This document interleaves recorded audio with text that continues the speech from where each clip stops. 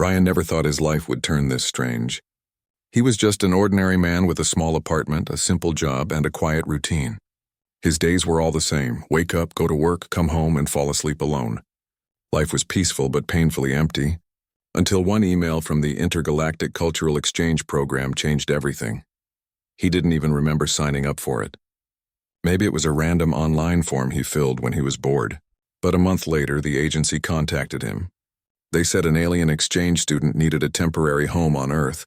All they needed was a room and someone kind enough to help her adapt to human life. Ryan laughed when he first read it. An alien roommate? Yeah, right. But part of him was curious. Life had been dull for too long. Maybe this would be a little adventure, something to make him feel alive again. So he said yes. The day she arrived, Ryan stood nervously by his door. The agency shuttle hummed softly outside, and when the door opened, his breath caught in his throat. She stepped out slowly, graceful and calm. Her skin shimmered like liquid silver under the daylight, and her eyes, large, faintly glowing, reflected every color around her. She had no hair, only faint lines across her scalp that looked like tiny constellations, and yet there was something gentle in her face, something human enough to make him forget she wasn't from this world. "Hello," she said, her voice soft, melodic, and perfectly clear through a small translator clipped to her collar. "I am Lyra of the Serenthi. You are my assigned roommate?" Ryan nodded, trying to hide his shock. Yeah.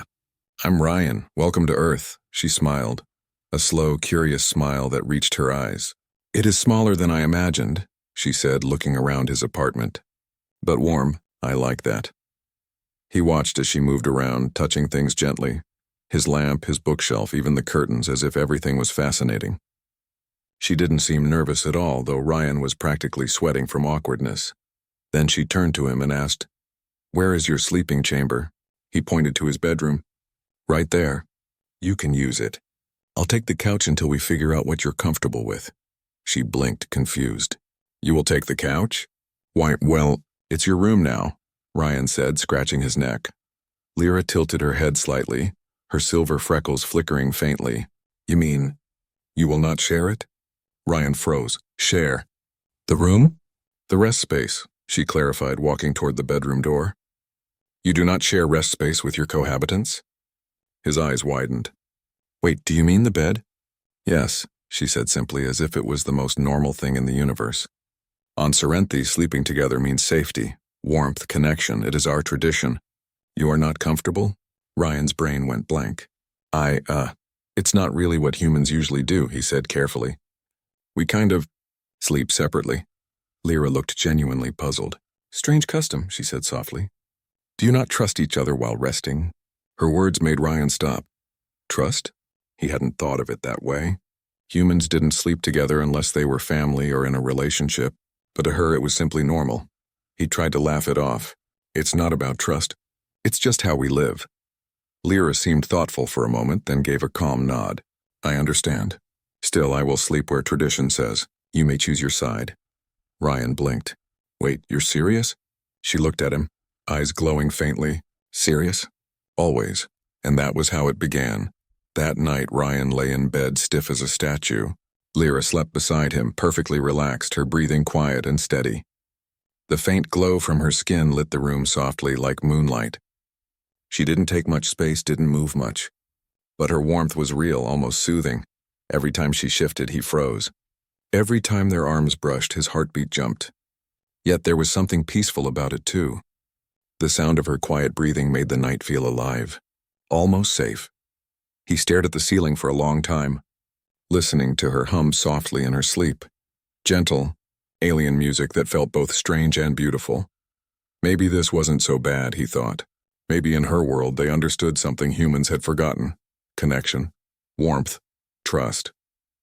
Ryan didn't know it yet, but that simple tradition would change everything he thought he knew about being human. The first few nights were chaos for Ryan. He never imagined how hard it could be to sleep beside someone who wasn't even human. Every little thing Lyra did caught his attention. She breathed differently, slow and deep, with a soft hum that vibrated through the bed. Her skin gave off a faint warmth, and sometimes she murmured words in her own language while dreaming. It wasn't unpleasant. It was just Strange. Ryan would lie there staring at the ceiling, trying to act calm while his mind raced. Don't move too much. Don't touch her. Don't look like an idiot. But every night, no matter how much he tried to keep his distance, something would happen. Her hand brushing his arm, her tail-like appendage shifting under the blanket, or her head resting a little too close to his shoulder. By the fourth night, he was exhausted. In the morning, Lyra sat up and stretched gracefully, her silver skin catching the sunlight. "You rest very poorly," she said softly, tilting her head. Ryan groaned, rubbing his eyes. "Yeah, well, not everyone's used to glowing roommates who hum like power generators." Her eyes widened slightly. "You find my rest sounds unpleasant?" He quickly shook his head. No, they're fine, just new." Lyra studied him for a moment, then smiled faintly. "You humans make distance where none is needed." He frowned. "What's that supposed to mean?" "On Serenthi," she said, touching her chest lightly. "Closeness brings calm. Warmth means safety. When we rest together, our hearts match rhythm. It reminds us that no one is alone." Her voice was calm, but something in it touched Ryan. He didn't know what to say. He had lived alone for years. After his family moved away and his few friends drifted off, silence had become normal for him. Maybe too normal. And now here was this alien girl sitting beside him, saying words that made him feel something he hadn't felt in a long time. Belonging. That evening, he tried to relax. They watched a movie together on his old TV, one of those simple human comedies. Lyra didn't understand all the jokes, but she laughed anyway, bright and honest. She asked questions constantly. Why do humans hide emotions in laughter? Because sometimes it's easier than crying, he answered with a half smile. She nodded slowly, as if she understood more than she said. Later that night, when they went to bed, Ryan decided to stop acting so nervous. He climbed in quietly and lay down beside her, careful but less tense than before. Lyra noticed, of course. You seem calmer, she whispered. Maybe I'm getting used to your weird traditions. He joked softly. It is not weird, she said with a smile in her voice. It is natural. You will see. For a while, silence filled the room, the kind of silence that didn't feel empty anymore.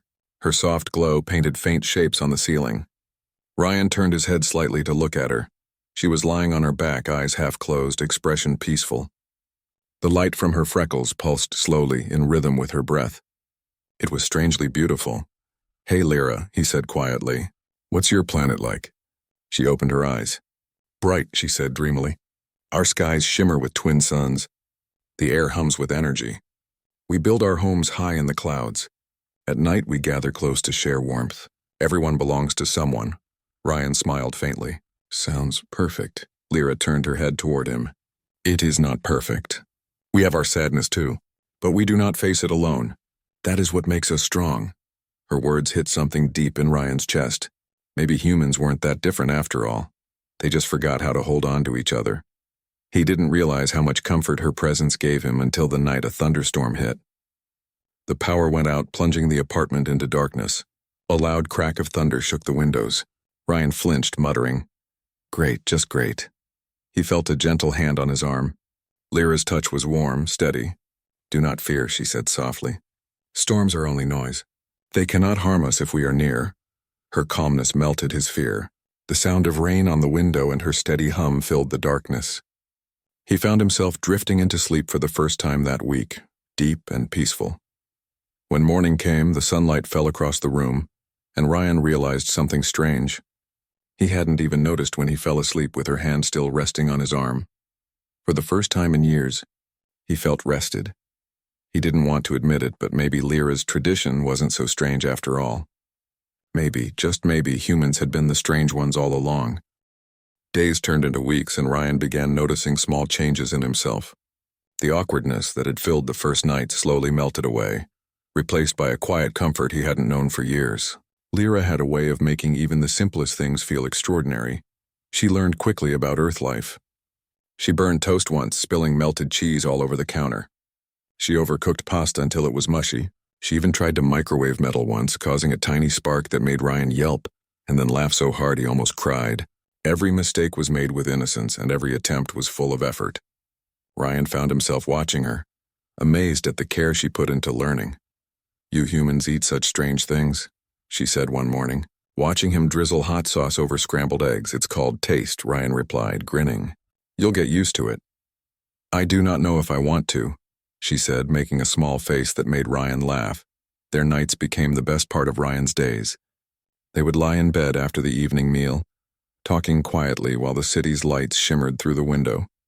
Lyra shared stories of her home planet, the twin suns, the floating cities, the soft silver grass fields that glowed under moonlight. Ryan listened enraptured, imagining her world.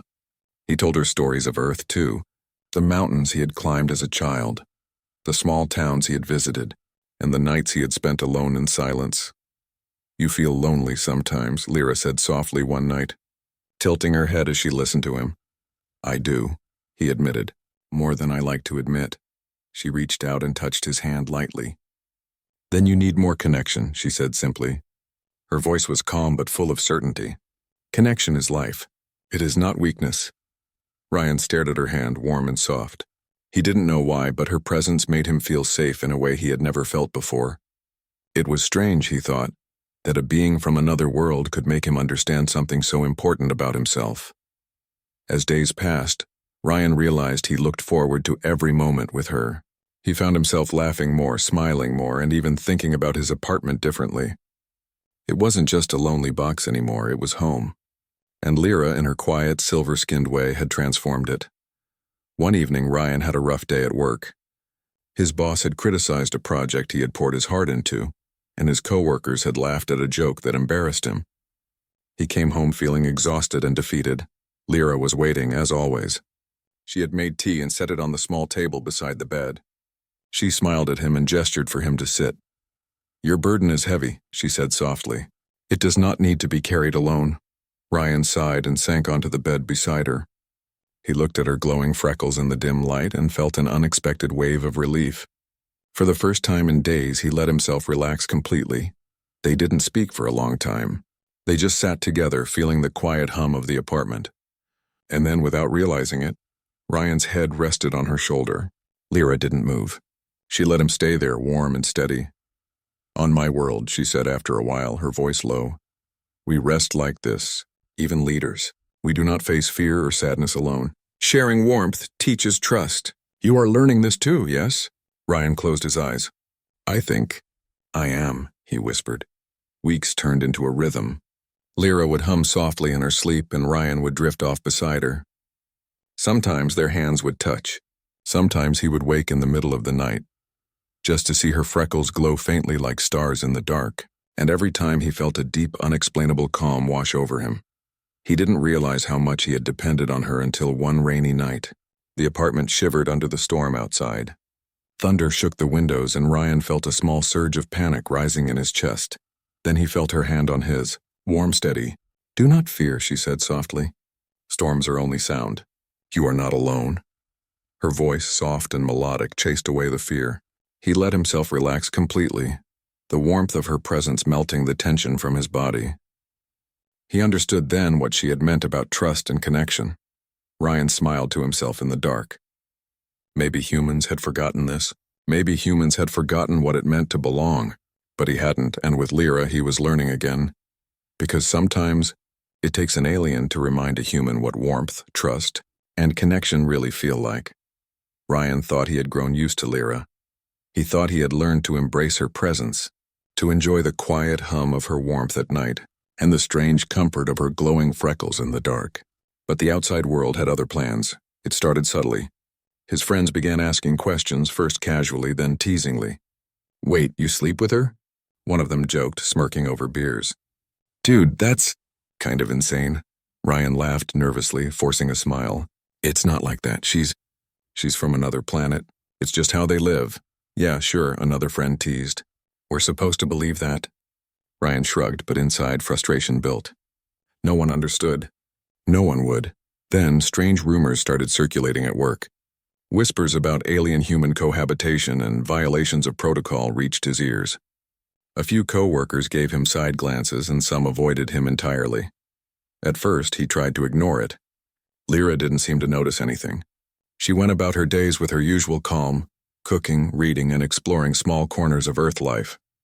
but Ryan couldn't ignore the gnawing tension that followed him everywhere. One evening, after another long day of quiet judgment and questions, Ryan came home angry and tired. He threw his keys on the table and muttered under his breath, "Why does everyone have to make this so complicated?" He found Lyra by the window, sitting calmly with her knees drawn up, watching the city lights flicker. Her glowing freckles pulsed faintly in the dim light, reflecting his mood. "Did I do something wrong?" she asked softly, tilting her head. Ryan froze. Her voice, always gentle, now felt like it cut through his defenses. "No, it's not you," he said quickly. "It's everyone else. People don't understand. They think what we do is weird." Lyra's eyes dimmed slightly, the soft glow fading. She looked down at her hands, folded neatly in her lap. "Then maybe humans are not ready for trust like mine," she whispered. The words hit him harder than the teasing or rumors ever had. He felt shame, guilt, and helplessness all at once. He had brought her here to his home, and now he felt like he was failing her. I didn't realize it would be like this," he admitted, his voice breaking. "I wanted to show you kindness, to help you feel at home." Her silence was heavy, and Ryan felt a pang of fear. For the first time, he imagined what it would be like if she left, if she returned to the agency, or worse, to a place where humans didn't understand her ways at all. "I thought I was welcome," she whispered again, barely audible. Ryan knelt beside her, taking her hands in his. "You are welcome," he said firmly. "You're more than welcome. I didn't expect people to react like this." Lyra tilted her head, her faint glow returning slightly. "Your people. They do not understand warmth and trust as we do. They fear closeness." "I know," Ryan said softly, pressing his forehead to hers. "But I do. I understand, I care, and I'll make sure you're safe here no matter what anyone says." For a long moment they stayed there, silent but connected. Outside, the city carried on. Lights flickered, cars honked, life moved. But in that small apartment, Ryan and Lyra found a fragile calm amid the storm of judgment and misunderstanding. That night, Lyra didn't move to the couch, as she had threatened quietly in her mind. She stayed in the bed beside him, letting her presence fill the room, letting him know that trust wasn't just about tradition. It was about choosing to stay. Even when the world seemed against you, Ryan realized with a quiet certainty that protecting Lyra was more than just an act of kindness. It was a choice, a challenge, a lesson in courage, and he was ready to face it, no matter how strange or difficult it seemed. Because sometimes the hardest battles weren't fought outside, they were fought in hearts. And this one he knew was worth fighting. After the confrontation with his friends and the whispers at work, Ryan felt the apartment grow heavier. It wasn't Lyra's presence that made it feel that way. It was the tension he carried inside. He had tried to protect her, to make her feel welcome, but the outside world had intruded, leaving a shadow between them. For the first time, Lyra seemed unsure. She moved differently around him, careful and deliberate, like every gesture might upset him. She ate quietly, spent long hours by the window, and even when she entered the bedroom, she paused before lying down. It was subtle, but Ryan noticed. One evening, after a long day, he came home and found her sitting cross-legged by the window. The city lights flickered across her silver skin, and the faint glow of her freckles looked dimmer than usual. She didn't look at him. She just stared outward, lost in thought. "Hey," Ryan said softly, sitting on the edge of the bed. "You okay?" She didn't answer immediately. When she finally spoke, her voice was quiet and careful. "Do I disturb you?" "No," he said quickly, shaking his head. "Of course not. It's just, people don't understand us. They don't understand you, and I'm trying." Lyra tilted her head slightly, her glowing freckles flickering faintly. "You try," she said softly, "but your people, they are different. They fear closeness. They make noise about what they do not understand." "I feel unwelcome." Ryan's heart ached. He hadn't realized how much the outside judgment affected her. He had thought he could shield her, but some things were impossible to control. "I'm sorry," he whispered. "I thought I could protect you from all of it, but I can't control everyone. I can only be here for you." Lyra's eyes met his for a moment. There was sadness there, yes, but also a faint spark of understanding. "Then perhaps I must wait until humans are ready for trust." Ryan frowned, feeling helpless. "No, don't wait. Don't give up. Not for me. Not for us." She looked down again, letting the words settle between them. The silence stretched on, heavy but not painful. There was a kind of unspoken understanding forming, fragile and delicate. Days passed, and their routines became quieter. They still shared meals, watched movies, and even laughed at small jokes. But the intimacy they had once taken for granted had diminished. Lyra slept on the far side of the bed now, careful to leave space. Ryan tried not to notice, but the emptiness was palpable. One rainy night, Ryan sat on the couch, staring at the darkened city. He could hear the soft pitter-patter of rain on the window and the faint hum of Lyra moving about the room. The apartment felt enormous and empty without her close beside him. He realized then that the warmth, the comfort, and even the quiet music of her presence had become essential to him. He went to her room quietly and found her by the window again, her silver skin glowing softly in the dim light. "Lyra," he said gently, "I don't want this silence between us." She turned her head slightly, her voice barely a whisper. "I do not wish it either. But humans, they are afraid. They do not understand me." Ryan stepped closer. "Then let them be afraid. I understand. I accept you, Lyra, and that should be enough." For the first time in days, her eyes lifted fully to meet his. A faint glow returned to her freckles, and she gave a small, hesitant smile. "You are patient," she said softly. "You are not like them." "I'm human," he said with a small grin. "I'm flawed. But I care about you. That's real, isn't it?" Her hand reached out, trembling slightly, and touched his. "It is real," she whispered. "Perhaps closeness is worth the fear." Ryan felt a wave of relief and warmth. They didn't say more that night. They didn't need to. The simple act of sitting together, of hands touching, of quiet understanding began to mend the gap between them. For the first time since the outside world had intruded, the apartment felt safe again. Not perfect, not without tension, but alive with trust. And Ryan realized something important. Sometimes, healing begins not with words, but with presence, patience, and the courage to remain close even when fear exists. As the rain continued to fall outside, they sat together quietly, letting the silence speak, letting the warmth return and letting their fragile bond grow stronger. The calm that had returned to Ryan's apartment didn't last long. One afternoon, a firm knock came at the door. He opened it to find two officials in neat uniforms, their expressions serious. "Mr. Ryan Holden," one of them asked. "Yes," Ryan said cautiously. "These are officials from the Intergalactic Compliance Authority," the taller one said. "We have received a complaint regarding your alien exchange student, Lyra Serenthi. There are concerns about inappropriate cohabitation. She is to be reassigned to a government dormitory for her safety and compliance with regulations." Ryan's heart froze. He felt a tight knot in his stomach, a mix of fear, anger, and panic. "She's not being unsafe," he said firmly. "She's living here with my permission. She's my friend." The officers looked at each other unimpressed. "Rules are rules. She cannot remain in a private residence with a human. You must comply." Ryan's hands trembled. He glanced behind him. Lyra was standing quietly in the background, her silver skin glowing faintly, her eyes wide but calm. She looked at him, silently asking what he would do. "No," Ryan said suddenly, voice firm and unwavering. "She stays here. I will not let you take her." The taller officer raised an eyebrow. "Are you aware that defying the authority can result in fines, penalties, or even imprisonment?" "I don't care," Ryan said, feeling a surge of determination. "She is my roommate, my friend, and she is safe here. If the law doesn't understand that, then it is the law that needs to change, not our lives." Lyra's eyes widened in surprise. She didn't speak immediately. Her glowing freckles brightened slightly as she processed his words. "You would defend me," she said softly, almost a whisper. "Of course I would," Ryan replied. "You taught me what trust and closeness mean. You've shown me warmth I didn't even know I missed. I won't let anyone take that away from us." The officers glanced at each other, their faces tightening with irritation. After a long pause, the shorter one finally said, "We recommend compliance." "You have been warned." Ryan's jaw set. "I said no." The officers finally left, muttering about paperwork and protocol, leaving Ryan and Lyra alone.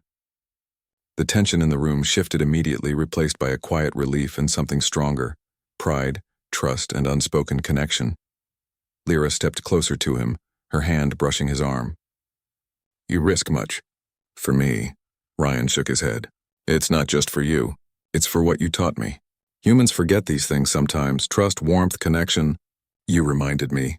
I can't ignore that. Her voice trembled slightly as she whispered.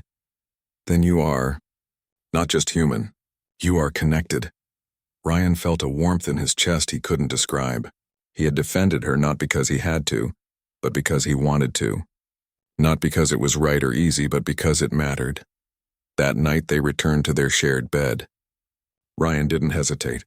He lay down beside her and she shifted closer, letting her warmth flow around him. There was no awkwardness, no fear, no hesitation, only trust. They didn't speak at first. They simply rested, letting the quiet hum of their breathing fill the room. Ryan watched her glowing freckles pulse softly in rhythm, like tiny stars alive in the dark. You understand now, she said after a while, her voice low and melodic. I think I do, he replied. It's not just about rules or customs. It's about trust, care, and being brave enough to stay close when the world wants you apart. Her hand found his, and this time he didn't flinch. Then you have learned the meaning of our tradition, she whispered. Ryan smiled faintly. I think I have. And I'm glad I did. The storm of rules and judgment may have tried to separate them, but it had failed. They lay together, a human and an alien side by side, proof that connection was stronger than fear, tradition, or even law. Ryan realized something important that night. Courage was not just about fighting outside battles. Sometimes it was about standing for what you knew was right, even when everyone else doubted you. And love, pure, simple, human or otherwise, was worth every risk. The city outside continued its endless hum, but inside that small apartment, two very different beings shared a quiet, unshakable peace. They were not alone anymore. The days after the official's visit were different. Ryan no longer worried about judgment or whispers outside. The challenge had come and passed, and he realized something important. The only thing that mattered was the bond between him and Lyra. She had returned to her usual calm self, but there was a new softness in her glow, a quiet trust that hadn't been there before. She no longer hesitated when entering the bedroom, no longer paused before sitting beside him. She belonged here, and so did he. One night, Ryan found himself lying awake staring at the faint city lights outside. Lyra lay beside him, her arm lightly draped over his chest. He could feel the steady warmth of her skin, the gentle rhythm of her breath, and the soft pulse of her freckles. For years, he had thought he knew comfort. He had thought he understood trust. But lying there, he realized he had never truly known either. You are quiet tonight, Lyra whispered softly, her voice almost a hum in his ear. I'm thinking, he replied, tracing a finger along her arm. About everything. About how much you've changed my life. About how much I didn't know I needed someone like you. She shifted closer, letting her head rest gently against his shoulder. You understand our ways now, she said quietly. Not because you were told, but because you felt them. Ryan smiled faintly. Yeah, I feel them. And I'm glad I do. The room was silent except for the faint hum of the city outside. But the silence was no longer heavy. It was full of warmth, full of trust, full of a connection that neither of them could put into words. They spent that night talking quietly, sharing thoughts and dreams. Lyra told him about the stars she missed, the floating cities of her home world, and the songs of her people that carried across the skies. Ryan shared his memories too, of childhood hikes, small victories at work, and quiet nights when he had thought he would always be alone. You humans hide so much sadness, Lyra said softly, but you also hide courage. You have the ability to care beyond yourself. That is why you can understand connection. Ryan felt a lump in his throat. I think you've taught me more about being human than I've learned in my whole life. Her faint glow brightened. And you have taught me that trust can exist even in strange worlds, that connection can cross boundaries. They fell asleep that night entwined, not in fear, not in obligation, but in pure choice. Ryan had learned to embrace the closeness he once feared. Lyra had learned that humans could understand, even if the world around them did not. Weeks passed, and life settled into a quiet rhythm. They shared meals, laughter, stories, and dreams. Lyra's presence was no longer strange. It was part of the apartment, part of Ryan's life, part of him. The world outside still had its rules and judgments, but inside, there was a sanctuary built from trust and warmth. One evening, Ryan watched her cook dinner, her silver skin glowing softly in the dim light. She hummed one of her melodies, low and soothing. He realized he had stopped noticing how alien she was. The glowing freckles, the unique gestures, the strange customs, they all felt familiar now, comforting, even human in their way. "You look happy," Lyra said, noticing him staring. "I am," he said honestly, "because you're here, and because I finally understand what closeness really means." She smiled, a soft, radiant expression that filled the room. "Then you are not just human anymore. You are connected," Ryan laughed softly. "Maybe I am." That night, as they lay together in their shared bed, the city quiet around them, Ryan realized something profound. Being human wasn't just about biology or culture. It was about courage. The courage to care, to trust, to stay close even when it was hard. It was about kindness, patience, and connection. And for the first time, Ryan understood fully.